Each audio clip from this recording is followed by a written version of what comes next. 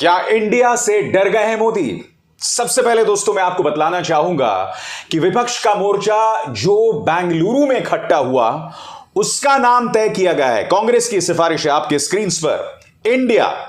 India में आई का मतलब इंडियन, एन का मतलब नेशनल, डी का मतलब डेमोक्रेटिक, आई का मतलब इंक्लूसिव और ए का मतलब अलायंस। इंडिया, इसकी चर्चा मैं करूंगा दोस्तों, मगर उससे पहले एक बहुत ही चिंताजनक चीज मैं आपको बतलाना चाहता हूं। मैं आपको बतलाना चाहता हूं पोर्ट ब्लेयर में आज वीर सावरकर इंटरनेशनल एयरपोर्ट के इंटीग्रेटेड बिल्डिंग का उद्घाटन था। प्रधानमंत्री गए नहीं, सरकारी फंक्शन था, मगर ऑनलाइन उन्होंने इस बात का उद्घाटन किया, एक सरकारी फंक्शन। मगर क्या आप जानते हैं प्रधानमंत्री ने इस मौके पर, इस पूरे भाषण में, लगभग पूरे भाषण में विपक्ष पर हमला बोला। न सिर्फ विपक्ष पर हमला बोला बल्कि कई मर्यादाओं को पार किया। मैं प्रधानमंत्री को याद दिलाना चाहूंगा कि आप देश के प्रधानमंत्री हैं, भाजपा के कार्यकर्ता नहीं। और सबसे बड़ी बात, यह जो आयोजन था वो टैक्स पेयर्स के पैसे से किया गया आयोजन था। इसकी अपनी गरिमा होती है, इसकी अपनी मान्यताएं होती हैं।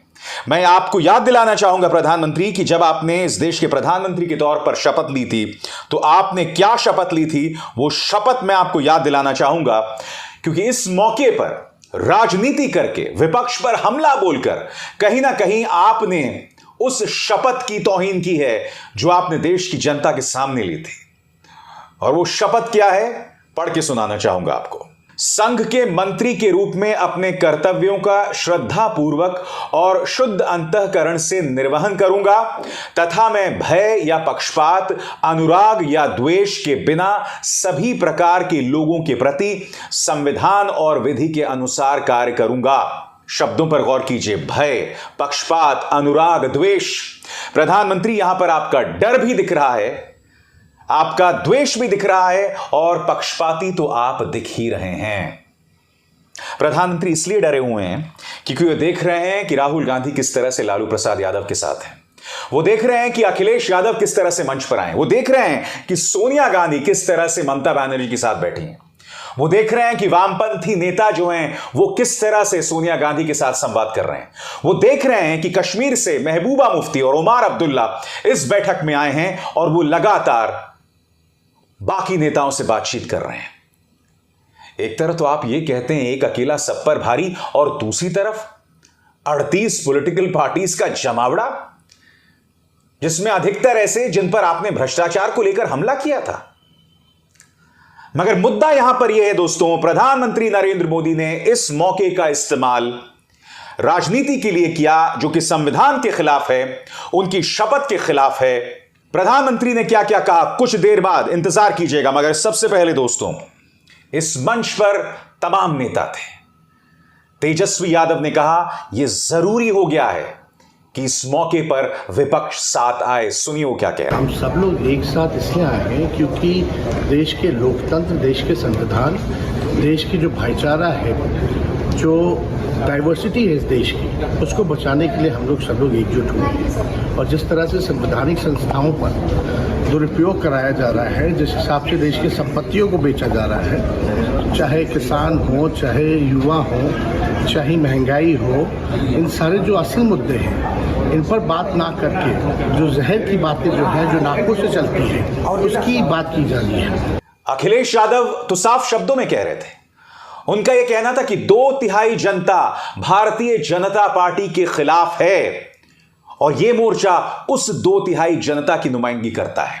सुनिए। मीटिंग जरूरी इसलिए है, देश को बचाना, लोगों को बचाना, पॉलिटिकल लीडर के साथ जिस तरह व्यवहार हो रहा है, और मैं ये कहता हूं कि देश की 2/3 जनता भारतीय जनता पार्टी के खिलाफ है, 2/3 जनता खिलाफ है। तो इस बार भारतीय जनता पार्टी का सफाया होने के लिए सब एक है। सबसे दिलचस्प बात यह थी कि दोस्तों कांग्रेस के ट्विटर हैंडल पर अरविंद केजरीवाल का बयान, इसकी आप कल्पना भी नहीं कर सकते थे। कांग्रेस के ट्विटर हैंडल पर अरविंद केजरीवाल का बयान, और अरविंद केजरीवाल ने क्या कहा? अरविंद केजरीवाल ने कहा कि प्रधानमंत्री नरेंद्र मोदी ने काम करने की बजाय नफरत के सहारे अपनी राजनीति की है। सुनिए वो क्या कह रहे हैं। I think it is important because Mr. Narendra Modi got a chance to ruled the country for the last 10 years, and he has made a complete mess of almost every sector in the country. He has created so much of hatred amongst the people. The economy is in shambles. There is so much of inflation. There is so much of unemployment in all sectors. So now I think it's a time that people of this country want to get rid of him. So everyone needs to come together. And और लालू प्रसाद यादव ने तो साफ तौर पर कह दिया, अगर इस देश को बचाना है तो जरूरी है सबको साथ आना, क्योंकि भारतीय जनता पार्टी प्रधानमंत्री नरेंद्र मोदी के नेतृत्व में जो बीजेपी है वो नफरत का पर्यायवाची बन चुकी है। लालू प्रसाद यादव, जरूरी है देश के लिए, देश को बचाना है, डेमोक्रेसी को, इसलिए हर हालत में देश के किसान, मजदूर, नौजवान, माइनॉरिटी सबकी रक्षा करना है। नरेंद्र मोदी के शासन में बिल्कुल समूचा समाप्त हो चुका है। मगर दूसरी तरफ अंडमान निकोबार आइलैंड्स में पोर्ट ब्लेयर में वीर सावरकर इंटरनेशनल एयरपोर्ट की इंटीग्रेटेड बिल्डिंग के उद्घाटन के मौके पर प्रधानमंत्री ने खुलकर राजनीति की। संविधान के हिसाब से जो उन्होंने शपथ ली थी उसकी धज्जियां तक उड़ा दी। दोस्तों सुनिए उन्होंने क्या कहा कि इस मोर्चे में वो लोग हैं जो जमानत पर रिहा है। इस बैठक की एक और खास बात है, अगर कोई करोड़ों के घोटाले में जमानत पर है तो उसे बहुत सम्मान की नजर से देखा जाता है। अगर पूरा का पूरा परिवार ही जमानत पर है तो उसकी और ज्यादा खातिरदारी होती है। अगर किसी दल का कोई वर्तमान मंत्री भ्रष्टाचार के मामले में जेल जाता है तो उसे एक्स्ट्रा नंबर देकर स्पेशल इनवाइटी बुलाकर बुलाया जाता है। अगर कोई किसी समाज का अपमान करता है, अदालत से सजा पाता है तो उसकी बड़ी आवाभगत होती है। अगर कोई अदालत से करोड़ों के घोटाले में दोषी पाया गया है तो इस बैठक में शामिल होने की उसकी क्वालिफिकेशन और बढ़ जाती है। बल्कि ये लोग तो उससे मार्गदर्शन मांगते हैं। इसके बाद प्रधानमंत्री नरेंद्र मोदी ने वहां मौजूद लोगों को कट्टर भ्रष्टाचारी तक बताया। क्या कह रहे हैं ये सुनते हैं। एक गाना बहुत मशहूर था, मुझे तो पूरा याद नहीं है लेकिन मुझे याद आ रहा है। एक चेहरे पर कई चेहरे लगा लेते हैं लोग, एक चेहरे पर कई चेहरे लगा लेते हैं लोग। आप देखिए ये लोग कितने चेहरे लगाकर बैठे हैं। जब ये लोग कैमरे के सामने एक फ्रेम में आ जाते हैं तो पहला विचार देश के सामने क्या आता है? पहला विचार देश के लोगों के मन में यही आता है, पूरा फ्रेम देख करके देशवासी यही बोल उठता है, लाखों करोड़ों रुपए का भ्रष्टाचार।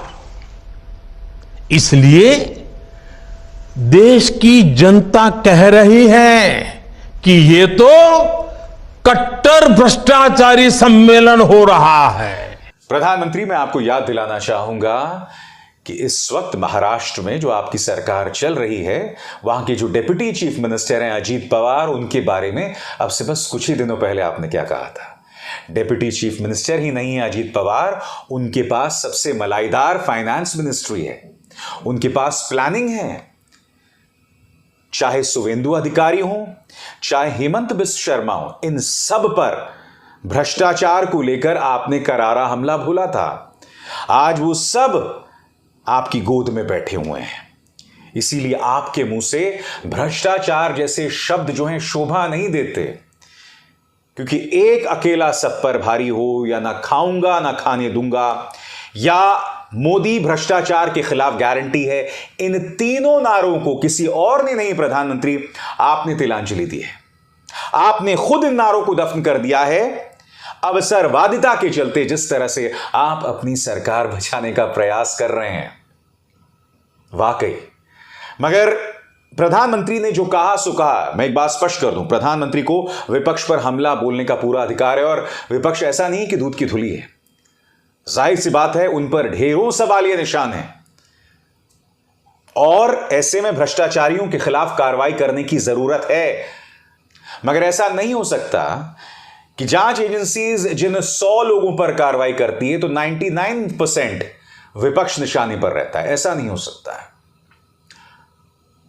इस वक्त एजेंसीज पूरी तरह से पक्षपाती हैं। भारतीय जनता पार्टी में दोहरे मापदंड कूट कूट कर भरे हुए हैं और प्रधानमंत्री के एक एक शब्द कहीं ना कहीं उन्हें ही आईना दिखा रहे हैं। सबसे बड़ी बात, प्रधानमंत्री अगर विपक्ष मोर्चा बना रहा है तो यह उनका अधिकार है, क्योंकि विपक्ष के बगैर इस देश का लोकतंत्र बैठ जाएगा जो पहले ही बिखर रहा है, जिसकी जड़ें पहले ही कांप रही हैं। इसीलिए अगर विपक्ष जो है वो एक मोर्चा बनाता है तो वो इसलिए बनाता है क्योंकि आपकी जांच एजेंसीज उन्हें बर्बाद करने में लगी हुई हैं, लगातार टारगेट कर रही हैं। इसीलिए आप मान्यवर उससे मुंह नहीं मोड़ सकते। इसलिए बहुत जरूरी हो जाता है कि विपक्ष अपनी नींव तलाशे, विपक्ष नीतियों के हिसाब से चुनौती दे। विपक्ष एक ऐसा मोर्चा नहीं हो सकता जहां पर कई अवसरवादी मिल गए हैं, जिसमें कई लोग प्रधानमंत्री बनना चाहते हैं। नहीं, आपको नीतियों के सहारे प्रधानमंत्री नरेंद्र मोदी की बीजेपी को चुनौती देनी पड़ेगी। विपक्ष को संजीदगी का परिचय देना पड़ेगा। अगर आपको लगता है कि 2/3 जनता आपके साथ है तो उस 2/3 जनता के अलावा जो बाकी 1/3 जनता है उसकी उम्मीदों को भी संबोधित करना पड़ेगा। मगर इस तजुर्बे भर से, इस तजुर्बे मात्र से प्रधानमंत्री इस कदर हिल गए हैं, इस तरह घबरा गए हैं कि वो एक सरकारी फंक्शन में विपक्ष पर हमला बोलने लगे। 36 तोपों की सलामी सर आपको। और दोस्तों, मैं ये उम्मीद करता हूं कि विपक्ष इसे मुद्दा जरूर बनाएगी, क्योंकि ये ना भूलें कि प्रधानमंत्री नरेंद्र मोदी ने ऑनलाइन इसका उद्घाटन किया। जब वो विपक्ष पर हमला बोल रहे थे तो उनके पीछे तिरंगा था। तिरंगे की मौजूदगी में एक प्रधानमंत्री एक सरकारी समारोह में विपक्ष पर हमला कैसे बोल सकता है? और सबसे बड़ी बात, बार बार प्रधानमंत्री से क्यों दोहराते हैं? याद कीजिएगा, उत्तर प्रदेश के चुनावों के दौरान उन तमाम एक्सप्रेसवेज के उद्घाटन में जो 10 दिन बाद टूट गई थी, याद है आपको प्रधानमंत्री ने किस तरह से एक सरकारी समारोह में विपक्ष पर हमला बोला था? प्रधानमंत्री ये हर बार करते हैं, ये गंभीर मुद्दा है। इस देश का मीडिया तो ये नहीं उठाने वाला है, मगर मैं ये उम्मीद करता हूं कि कम से कम विपक्ष इसे उठाएगा। आप एक सरकारी समारोह में हैं और इस सरकारी समारोह में आप अपनी पर्सनल बातें, यानी अपनी पॉलिटिकल पार्टी बीजेपी की राजनीतिक महत्वाकांक्षा की बात नहीं कर सकते। सबसे बड़ी बात, इस लम्हे को जब आप संबोधित कर रहे हैं जनता को, वैसे ही तमाम मीडिया दिखा रहा है अपने न्यूज चैनल्स पर, ऊपर से आप इस मौके का इस्तेमाल कर रहे हैं राजनीति के लिए।